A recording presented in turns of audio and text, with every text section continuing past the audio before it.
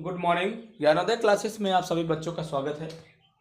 जिस तरह से आप लोगों ने तैयारी करना शुरू किया है, अब हम लोगों के पास जितना कम टाइम बचा हुआ है तो आप बेहतर ढंग से पढ़ने की कोशिश करें, तैयारी करें।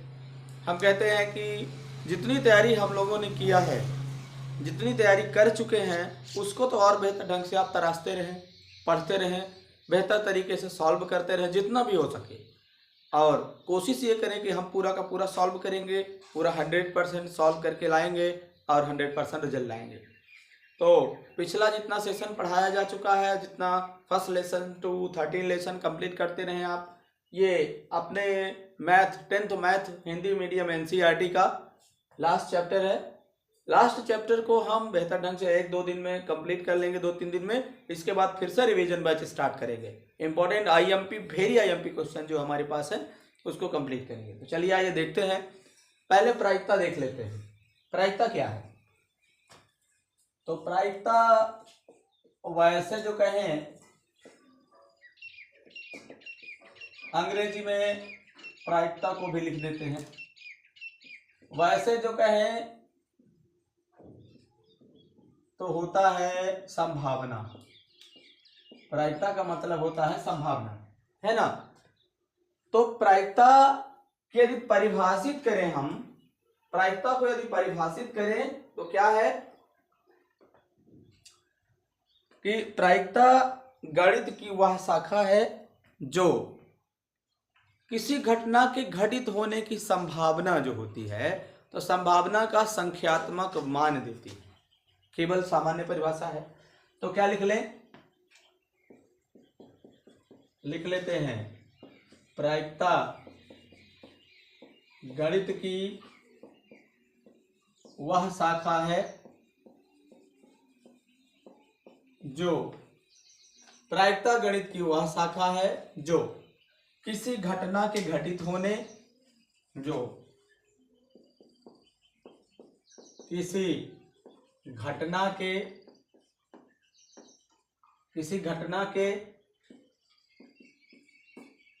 घटित होने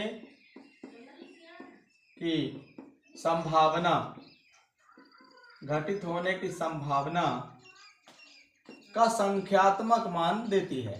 क्या देगी? संभावना ही है तो है, तो संभावना है तो संभावना में संख्या आ जाएगी, संख्यात्मक मान प्रदान करती है।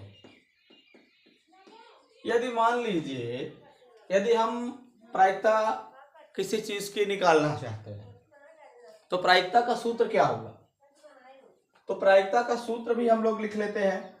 तो प्रायिकता हो जाएगी,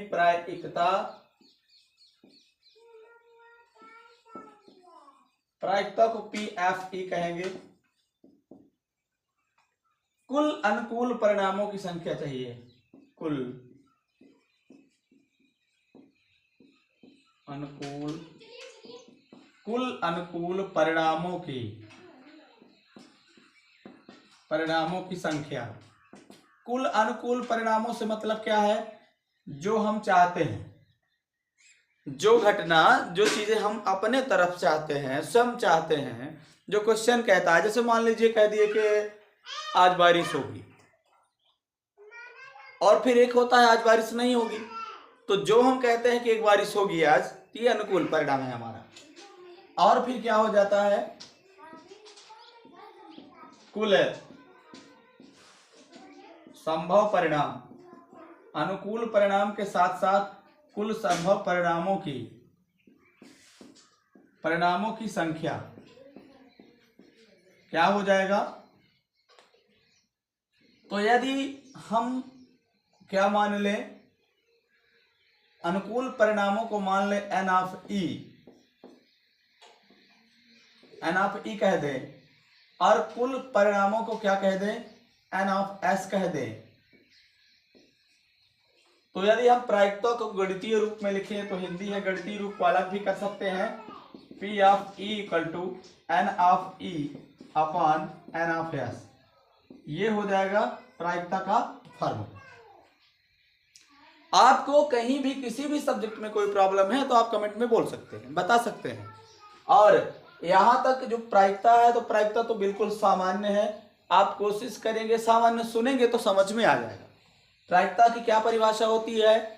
कोई संख्यात्मक मान जो है, कोई संभावना है, तो संभावना को संख्यात्मक रूप देने के लिए ही प्रायिकता का प्रयोग किया जाता है, ये जान गए आप। और प्रायिकता का सूत्र है, क्या होता है?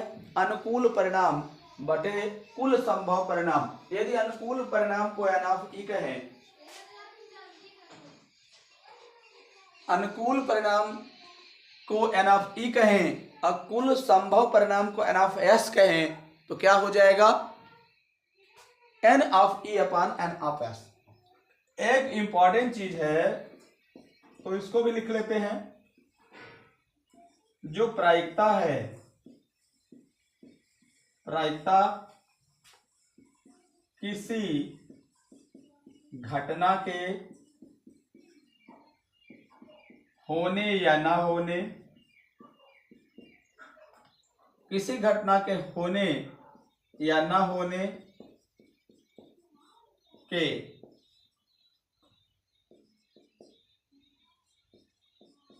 परिणाम का अनुमान लगाता है, मतलब अनुमान लगाने में मदद करती है, अनुमान लगाने में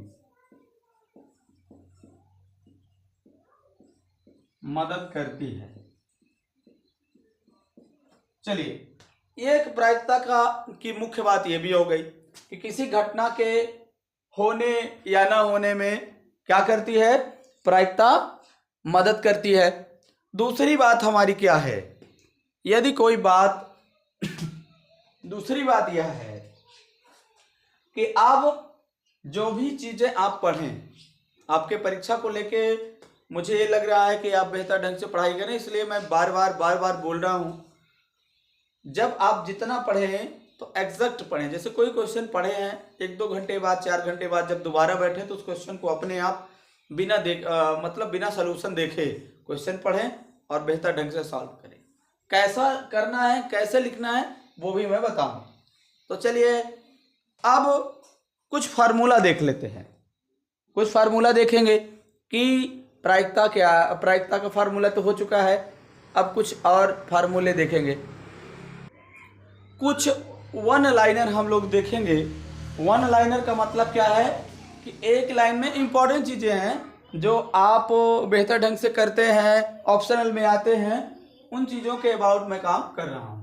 तो वो चीजों को वन लाइनर में मैं लिखना चाहता हूं। तो चलिए देखते हैं किसी घटना के घटित होने की प्रायिकता।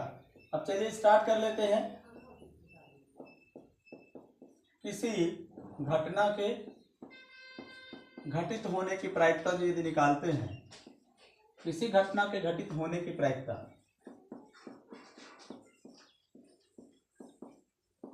निकालेंगे तो ये हो जाएगा 1 माइनस घटना के घटित ना होने की प्रायिकता, घटित ना होने की प्रायिकता। किसी घटना के घटित होने की प्रायिकता होगी, किसी घटना के घटित ना होने की प्रायिकता 1 माइनस। और यदि किसी घटना के घटित ना होने की प्रायिकता निकालना है तो क्या होगा? किसी घटना के घटित ना होने की प्रायिकता यदि निकालें, ना होने की प्रायिकता, तो क्या हो जाएगा? 1 माइनस घटना के घटित होने की, 1 माइनस घटना के घटित, 1 माइनस घटना के घटित होने की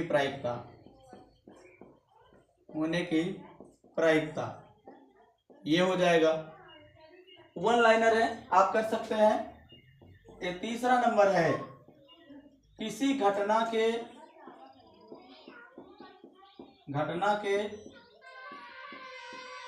घटित होने, किसी घटना के घटित होने व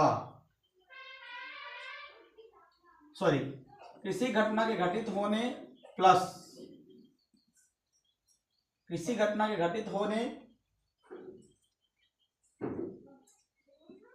की प्रायिकता हो जाए और प्लस घटित ना होने की घटना के घटित ना होने की प्रायिकता ना होने की प्रायिकता, इनका जोड़ हो जाएगा। किसी घटना के घटित होने और घटना के घटित ना होने की प्रायिकता को जोड़े तो कितना आएगा? 1 आएगा, है ना। ये हो जाएगा। और क्या? किसी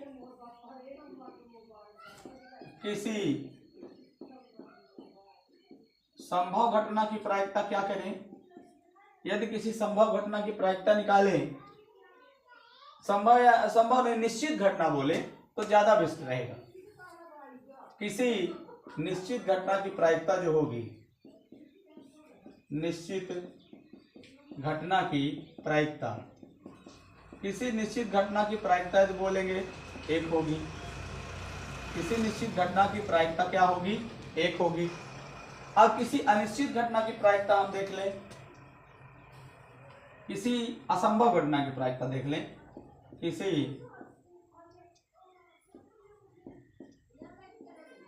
असंभव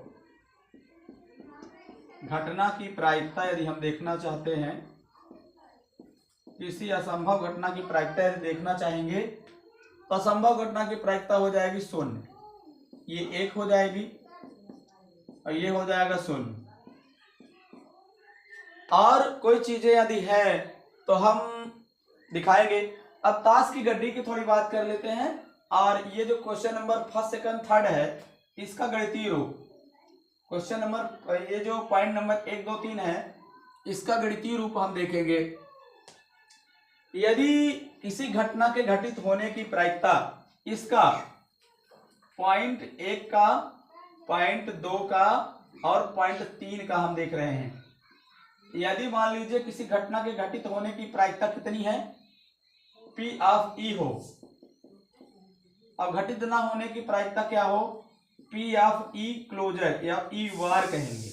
ये हो जाएगा P of E equal to 1 minus P bar. यानी किसी घटना के घटित होने की प्रायिकता को इससे डिनोट करें, घटित ना होने की प्रायिकता को इससे डिनोट करें तो 1 माइनस P ऑफ E वार हो जाएगा। दूसरा यदि पॉइंट देखें किसी घटना के घटित ना होने की, तो P ऑफ E वार यदि निकालें, ये हो जाएगा 1 माइनस PE। किसी घटना के घटित होने की प्रायिकता ये हो जाएगा। अब किसी घटना के घटित ना होने, घटित होने, तो P ऑफ E और प्लस P ऑफ E वार दोनों को जोड़ेंगे तो 1 आएगा। ये हम क्यों बता दिए? गणितीय रूप में ये छोटा पड़ता है। अभी आपके प्री बोर्ड एग्जाम में आ चुका है, उसको आप देख चुके हैं, तो यही फार्मूला वहां पे अप्लाइड होगा। किसी घटना के घटित होने की प्रायिकता 1 माइनस घटित ना होने की प्रायिकता, ये हो जाएगा। तो इस तरह से ये 1 लाइनर जितने हो गए। चलिए थोड़ा ताश के गड्डी की बात कर लें, सिक्के के पहलू की बात कर लें। एक सिक्के में क्या होगा? एक सिक्के में 2 पहलू होते हैं। आप जानते हैं, कहावत भी सुने होंगे कि सिक्के के पहलू हैं। तो एक सिक्के में 2 पहलू होते हैं। कौन कौन होते हैं? क्या होते हैं? हेड, HEAD हेड, व टेल, TAIL। आप हिंदी में जानते होंगे हेड माने क्या हो जाएगा? हेड माने हो जाएगा सिर। आप हिंदी में जानते हैं सिर। और क्या कहेंगे इसको? हेड में सिर होता है, इसको कहते हैं चित्त, हिंदी में कहते हैं चित्त। वाह। टेल में पूंछ होता है, पुच्छ, तो इसको कहेंगे पट। तो यह हो गया सिक्के के बारे में। आप चलिए देख लेते हैं पासे के बारे में। दूसरा, तो ये पासे के बारे में देख लेते हैं। पासे में 4 फलक होते हैं। 4 नहीं, 6 फलक होंगे। 6 फलक होते हैं पासे में। 6 फलक होते हैं जिनमें क्या क्या अंक दर्ज रहते हैं? 1, 2, 3, 6 फलक होते हैं और जिनमें 6 तक अंक दर्ज रहते हैं। 3 हो गया, 4 हो गया, 5 हो गया और 6 हो गया। इतने अंक दर्ज रहते हैं। आप चलिए देख लेते हैं ताश की गड्डी जो होती है, ताश की गड्डी, तो ताश की गड्डी में 53 पत्ते होते हैं जिनमें एक जोकर होता है, जोकर को बाहर निकाल देते हैं तो 52 पत्ती, 52 प्लस 1 पत्ती होती है, 52 प्लस 1 पत्ती होती है। अब इसमें देखिए 4 प्रकार की पत्तियां होती हैं, 4 प्रकार की होती हैं। ईंट हो गई, पान हो गया, चिड़ी हो गया, और ईंट, पान, चिड़ी और हुकुम, 4 पत्ते होते हैं। क्या क्या होता है? ईंट होता है, पान होता है, चिड़ी होता है, व हुकुम। अब इनमें, इन 4 में 13 प्रकार की पत्ती होती है। मतलब 1 से लेकर के 10 तक के नहला, 1 का 2 का 3 का 4 5 6 7 8 नहला दहला तक होता है। फिर होता है 4 पत्ती चित्र वाली, बेगम, बादशाह, गुलाम और जोकर। तो बेगम को क्वीन कहते हैं, बादशाह को किंग कहते हैं, गुलाम को जोकर कहते हैं, और बेगम, बादशाह, गुलाम और जोकर। तो इस तरह से यहाँ 4 प्रकार की पत्ती, तो 10 और 9 वो हो गई, और 4 ये 13। इक्का, 1 नहीं होता, 2 से होता है, 2 3 4 5 6 10, तो ये 9 तक की पत्ती हो गई इक्का। तो क्या हो जाएगा? 4 प्रकार की पत्ती ये, और गिनती वाली 9, तो 9 4 13, 13 प्रकार की सभी में होती है। तो 13 चौको 52 पत्ती ये हो गई, जिनमें से 4 इक्के होते हैं, 4 दहले होते हैं, 4 नहले होते हैं, वो सॉरी, अब सभी 4 प्रकार के होंगे। 4 बेगम होंगे, 4 बादशाह होंगे, 4 गुलाम होंगे, और 4 जोकर होंगे, है ना। तो सभी प्रकार के 4 पत्तियां चित्र वाली होती हैं, और 2 ही प्रकार की पत्ती होती है, एक लाल और एक काली। 2 ही रंग की पत्तियां होती हैं। तो 13 प्रकार के 26 पत्तियां लाल होती हैं, और 26 पत्तियां काली होती हैं। चलिए, सेशन अच्छा लगा हो तो आप लाइक करें, दोस्तों तक शेयर करें, कमेंट में अवश्य बताएं कि आपने कितना पढ़ा है, कितनी तैयारी करी है, और एक सब्सक्राइब अवश्य कर दिया करें। चलिए, मिलते हैं नेक्स्ट सेशन में। ये सेशन केवल इतना ही, नेक्स्ट सेशन में मिलते हैं और डिस्कशन करेंगे, और अपना स्टार्ट करेंगे, क्वेश्चन स्टार्ट करेंगे, और हम आगे सॉल्यूशन करते चलेंगे। तब तक के लिए जय हिंद, जय भारत,